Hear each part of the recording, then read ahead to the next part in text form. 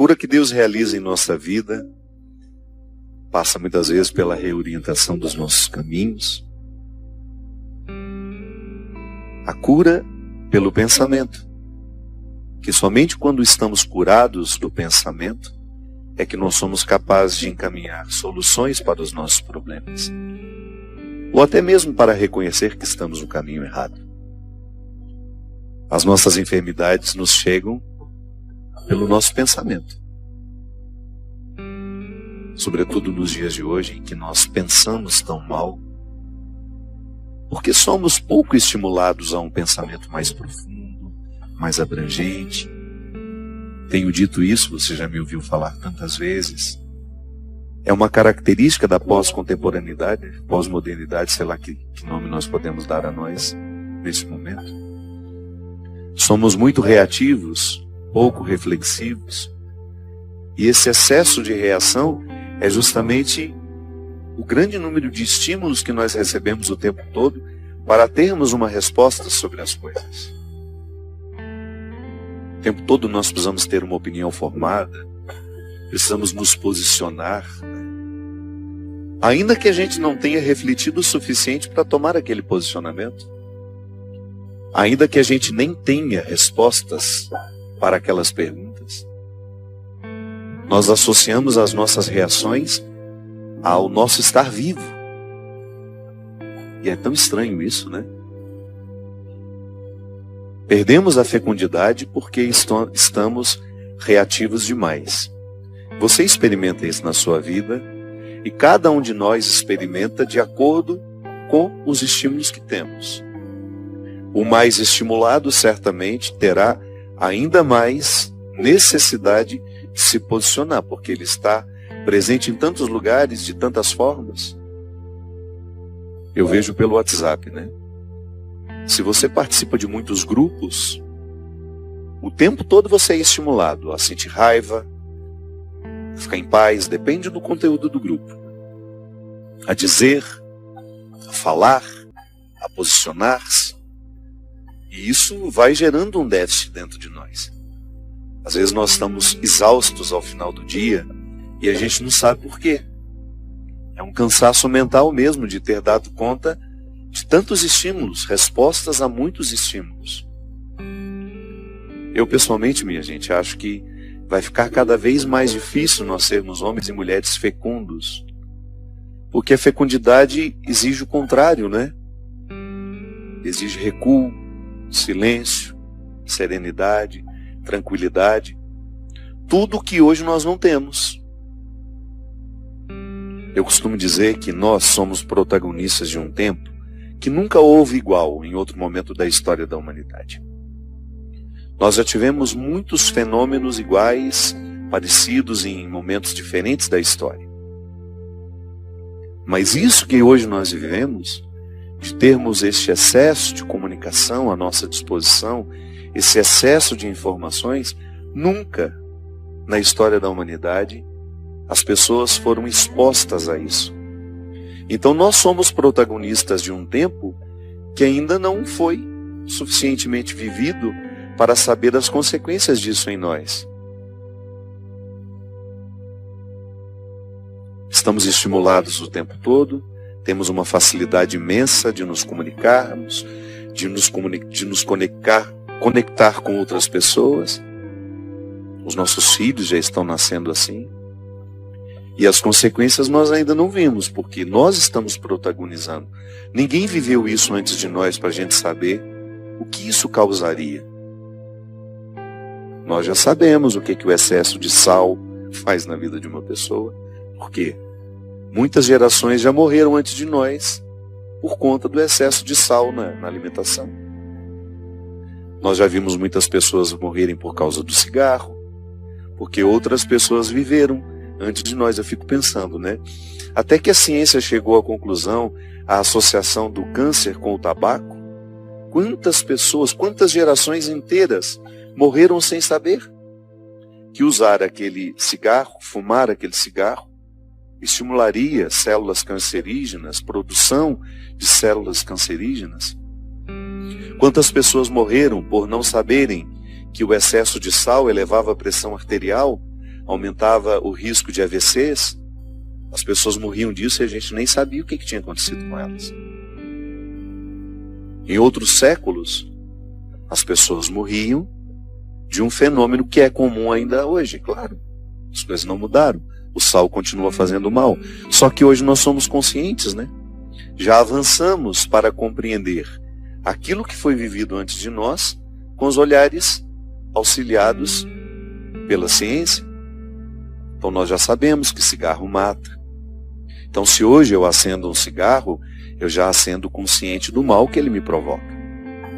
É por isso que é tão estranho, né? O vício é uma mobilização cerebral que nos faz esquecer dos malefícios daquilo que nós procuramos. Então, quando eu estou viciado numa determinada situação, eu fico cego para aquilo que é maléfico no que me vicia. É por isso que uma pessoa, mesmo estando consciente de que o cigarro faz mal, ela acende o cigarro mesmo assim. E continua alimentando um ciclo de morte, porque joga para dentro do corpo o tempo todo substâncias tóxicas que fazem mal. É estranho por que a gente escolhe isso, né? Mas faz parte. O álcool é a mesma coisa. Quantas pessoas morreram antes de nós? Consequências do álcool. Então hoje nós estamos protagonizando um tempo que nos priva, um estilo de vida que nos priva muito da quietude, do silêncio, da concentração. Eu lhe desafio a pensar o quanto você deixou de ler nos últimos tempos por causa do celular. O celular rouba o nosso tempo que antes era da leitura. Eu não estou falando somente de uma pessoa, não. Eu estou falando de milhares e milhares de pessoas que tiveram os seus hábitos modificados por causa do celular. Ah, mas eu vejo notícias no celular. Vê de forma muito superficial, né? A gente só lê as chamadas. Dificilmente a gente clica no link para ver a notícia toda. Os livros estão deixando de ser fabricados, as editoras estão falindo, as livrarias estão fechando, o que é uma perda irreparável para a construção de uma sociedade. É lamentável que o seu filho não tenha mais contato com os livros da mesma forma como você teve. Gente, eu me lembro que eu, na minha infância, eu escolhia ganhar livros no Natal. No Dia das Crianças, queria me ver feliz, era me dar um livro de presente. Eu fico pensando como deve ser difícil ter um filho hoje que deseje ganhar um livro de presente. Porque nós estamos estimulados a práticas que são diferentes. Não estou dizendo que somos piores ou melhores. Estou apenas dizendo que somos diferentes e que o cultivo desse estilo de vida já está gerando prejuízos em nós que nós já podemos identificar. Uma delas é justamente a incapacidade de refletir sobre aquilo que estamos vivendo. Acho que nunca fomos tão gado, tão mecânicos na condução de nossas vidas como nos dias de hoje. Eu, vida de gado, povo marcado, povo infeliz. Zé Ramalho tem razão. Então hoje, o nosso estilo de vida, quando eu digo que Deus precisa nos curar, porque Deus nos cura de acordo com a doença de cada tempo. Jesus curou muito leproso, que era uma doença muito típica daquela época. Hoje que a gente tem muito menos leprosos. A gente quase nem vê mais a lepra, né? Graças a Deus. Jesus curava enfermidades que eram próprias daquela época. E se hoje, minha gente, nós podemos eleger uma enfermidade que seja comum a todos nós, é justamente a nossa incapacidade de reflexão. É o nosso excesso de dispersão. Eu, como pregador de retiro, e eu não gosto de retiro para muita gente, não. Sempre que vou pregar de retiro, e eu prego por prazer, viu? De vez em quando eu reúno um grupo de pessoas, eu tenho lá o meu centro de espiritualidade, não é um lugar que eu quero que fique cheio, não é um lugar que eu quero gente curiosa para saber como é, não. Eu quero gente de busca, de desejo, de aprofundamento, de vida interior, porque já chega aquilo que na minha vida é dispersão. Então, quando eu vou fazer retiro, eu não vou para pregar retiro para os outros, eu vou porque eu quero fazer também. E vou dizer para vocês, a nossa maior dificuldade, hoje não, porque o nosso público acabou compreendendo qual era a nossa proposta. Mas eu vou dizer uma coisa para vocês, hoje o maior desafio, mesmo estando dentro de uma casa de retiros, com o desejo de viver um recolhimento, e não é de muito tempo não, um dia e meio, 2, porque as pessoas não conseguem mais do que isso. A maior dificuldade que a gente tem é fazer com que essas pessoas se desliguem de seus mundos. E sempre tem uma desculpa, minha gente. Eu preciso notícia dos meus filhos, eu preciso notícia do meu marido, preciso notícia da minha mãe. É impressionante como nós hoje estamos justificados para sermos dispersos. Coisa que em outros tempos não acontecia. Se eu subia a serra para Campos do Jordão para fazer um retiro, eu ia ter o telefone fixo da minha casa e olha lá. Em casa nem telefone fixo tinha. A gente deixava um número de contato, olha, se por acaso acontecer alguma coisa e de fato for necessário falar comigo, liguem. Então a gente tinha um respeito maior pela privacidade do outro, né? Hoje não. Qualquer bobagemzinha a gente quer comunicar o outro, tirar a paz do outro. É impressionante como às vezes eu estou aqui diante de um problema, eu sei que eu posso construir a solução deste problema antes de perturbar uma multidão de pessoas que estão ligadas a mim, mas eu faço questão de esparramar a notícia ruim, eu faço questão de tirar a paz de um monte de gente, por quê?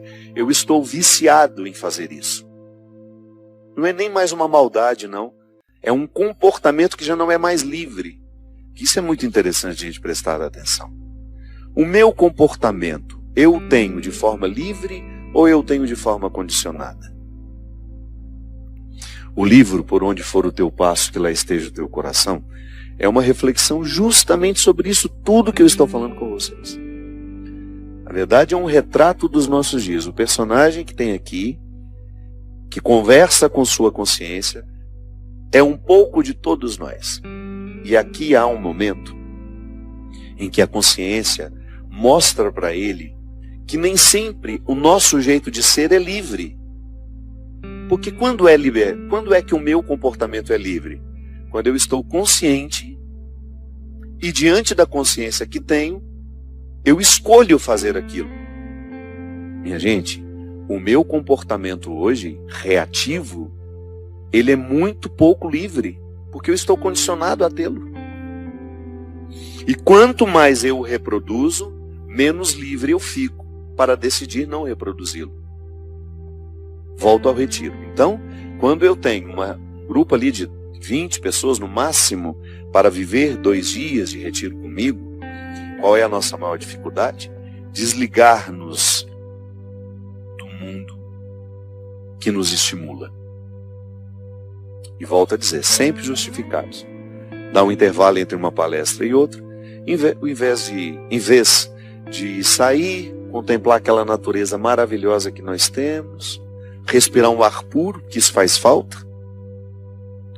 Eu, quando subo a Campos do Jordão, que é um dos meus lugares preferidos no mundo, quando eu respiro aquele ar, quando eu olho para aquela, eu esqueci como é que chama, é uma coisinha vermelha que dá nos cascos das árvores. Não sei se aquilo é um fungo, é uma bactéria, líquen. O que é isso, um líquen? É um fungo? Um líquen. Joga aí no Google para a gente saber. Só dá em lugares em que o ar é puro, não é isso? E eu fico tão feliz de ver que tudo lá tem líquen nas árvores. Aí eu respiro profundamente. Por quê? Ali eu estou vivendo todos os rituais que o meu corpo precisa para o desligamento. Tudo aquilo que me cansa. Graças a Deus, o celular não pega. Então, às vezes, as pessoas ficam penduradas na ponta das árvores para ver se elas pegam um sinal. Tamanha ansiedade. Saber o que está acontecendo. Nós temos uma pretensão de comandar o mundo que é uma coisa absurda. Nós somos muito prepotentes. A gente sai de casa e a gente acha que a nossa casa vai parar porque a gente saiu dela. Deixa lá seu filho se virar um pouco com seus filhos. Às vezes a casa vai ficar até melhor sem você lá. E quando você voltar, eles vão perceber o quanto você é importante dentro daquele contexto. Deixa as pessoas sentirem um pouco a sua falta. Não insista com a sua presença. Mas nós não estamos livres para não agir assim. Estamos todos muito condicionados. Todos muito condicionados a ter respostas rápidas o tempo todo, a responder porque o outro vai nos enchendo aquela caixa de mensagem, vai enchendo. E você tem um mal-estar, um cansaço que passa justamente pelo excesso de cobrança que você sabe que existe. Minha gente, nós estamos exaustos e essa exaustão passa pela dimensão espiritual. Nós temos vivido muito pouco os rituais que descansam o corpo. Nós vamos para o nosso quarto, o livro fala disso, nós levamos o nosso invasor autorizado, que é o celular, deitamos com ele. Aquele momento que deveria ser dedicado a um livro, acender uma velinha, um cheirinho no quarto, para a gente poder relaxar, tomar um banho com mais consciência daquilo que está acontecendo, da água que nos purifica, do sabonete que tem um cheiro bom para nos ajudar a descansar. Não vivemos nada disso. A mesa há muito tempo deixou de ser um lugar de rito, de encontro, de pessoas que se amam, de pessoas que querem se conhecer. Então nós não estamos tendo nenhum respeito pela ritualidade que nos descansaria, que provocaria um bem-estar em nós. Somos reprodutores, volto a dizer, sem nenhuma liberdade de escolha, porque nós estamos condicionados. Somos seres cada vez mais condicionados a responder desta ou daquela forma. Uma forma que foi ditada por alguém, que não é por nós. Quando precisamos viver a ritualidade que nos descansa, que nos joga para dentro, para favorecer uma vida interior, não. Nós ficamos com os nossos joguinhos, os nossos celulares, que são dispersos, que ocupam o lugar de uma leitura, que ocupam o lugar disso, aquilo, e sempre justificados. Respondendo um e-mail, deitamos na cama com aquela luz acesa em cima dos nossos olhos, sempre justificados, volto a dizer. Uma rotina que vai nos brutalizando. Sim, porque nós vamos ficando cada vez mais brutos. Sensibilidade, minha gente, não basta ter, é preciso educá-la. Da mesma forma como se educa o desejo. Você educa o desejo de uma criança. Você educa o paladar de uma criança. Semana passada estava essa discussão boa lá no Twitter. Posso forçar o meu filho a comer uma coisa que ele não gosta? Olha, eu sou da seguinte opinião, que se você sabe que aquele alimento é fundamental para a saúde do seu filho, seria muito bom que ele aprendesse a comê-lo. Não é verdade? O paladar, se você estimula para que a criança coma doce desde a primeira infância, depois vai ser muito difícil ela fazer dieta no futuro. O nosso paladar às vezes é estragado, por quê? Nós gostamos de coisas excessivamente doces. Não deveria ser assim. Eu tenho um casal de amigos que fez a opção, os filhos já estão, um com 2 anos e o outro com 1, fizeram a opção, essas crianças nunca provaram o gosto do açúcar. Imagina isso. Conseguir fazer isso, né? Porque geralmente, 1 ano, 1 ano e meio, os pais já estão colocando aquelas mamadeiras de achocolatado. Não é um absurdo isso, né? Além de fazer um mal terrível para a saúde, um mal para os dentes que estão sendo sendo formados ali. Excesso de açúcar. Você pega uma colher de achocolatado, você vê o tanto de açúcar que tem naquela colher. Então, mexe aquilo ali, dá para uma criança, claro, ela vai gostar, é um sabor maravilhoso. Agora, desde petitinha, sendo educada com esse paladar excessivamente doce, depois vai ser difícil oferecer outra coisa. Ah, mas dá trabalho. Pois é. Eu não coloquei filho no mundo por isso, porque dá trabalho. Agora, quem põe, quando se torna pai, quando se torna mãe, quando se torna responsável pela educação daquela criança, vocês têm que pensar em tudo isso, minha gente. O paladar dessa criança será educado por nós que estamos influenciando. faz festa quando for comer uma salada de rúcula, que ele vai começar a achar bom.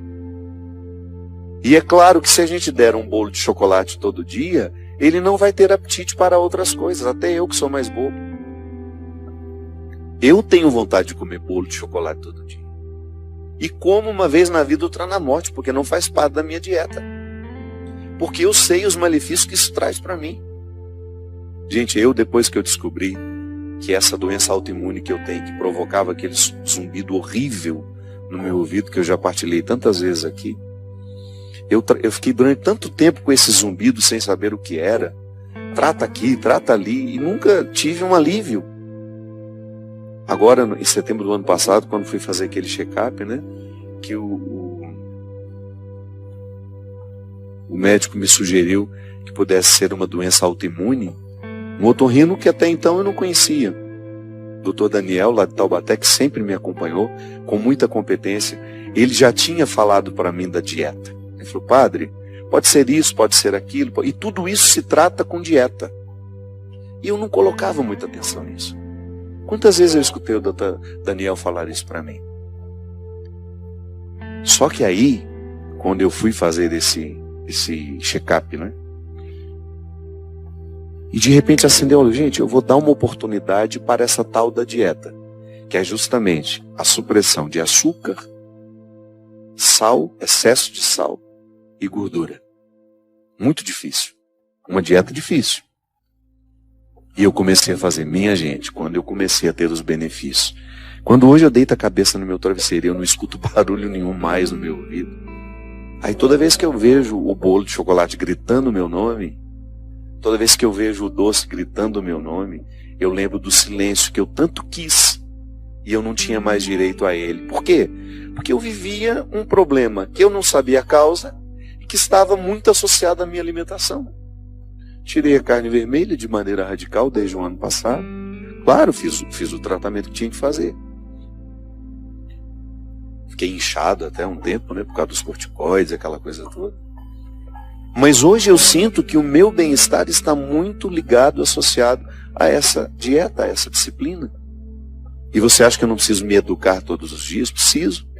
Porque eu continuo a criança que continua tendo o desejo de ter aquele doce toda hora. Aquela comida diferente todo dia. Não. Então nós precisamos ser curados hoje de tantas coisas. Pode ser que você esteja me ouvindo e esteja lembrando de que você também tem um problema de saúde que está diretamente associado aos seus hábitos alimentares. E que você, infelizmente, tenha vivido durante muito tempo como eu. Sabendo que poderia fazer uma dieta, que fazer essa dieta seria uma opção de tratamento, como o Dr. Daniel sempre me sugeriu, e eu deixava para lá. De repente você está me ouvindo e fala: nossa, quem sabe eu experimento isso na minha vida também. Cortando refrigerantes, excesso de sucos, tudo aquilo que vai muito açúcar, tudo aquilo que tem muito, mas muita gordura. E você começa a descobrir que há uma forma de cuidar de você que é curativa. É uma forma inteligente. Você começa a minimizar o poder do seu lado excessivamente reativo. Porque até sobre nós, minha gente, sobre o que nós comemos, sobre o que nós bebemos, a maneira como lidamos com o nosso organismo, passa o tempo todo pela reflexão. Porque às vezes nós estamos ficando adoecidos, é porque a gente não reflete o nosso comportamento. Nós vamos repetindo, volto a dizer, e quanto mais a gente repete, menos livre a gente fica, porque a repetição, ela faz justamente com que eu fique amordaçado. É como comer errado todos os dias, você vai se acostumando, o seu organismo vai ficando doente a partir daquele método, daquela forma de viver, forma de se alimentar, e de repente você não tem mais liberdade para agir. Você está absolutamente condicionado àquilo que lhe mata. Então hoje, quando nós cantamos que Deus nos cura por amor, Deus nos cura sobretudo quando ele consegue, a partir da nossa reflexão, conscientizar-nos de que a forma que estamos vivendo precisa ser revista. Sim, eu não acredito que os milagres cairão em cima de nós e que da noite para o dia estaremos curados de nossos hábitos nocivos. Não. É mediante conscientização e mudança de comportamento que nós expulsamos os hábitos nocivos da nossa rotina.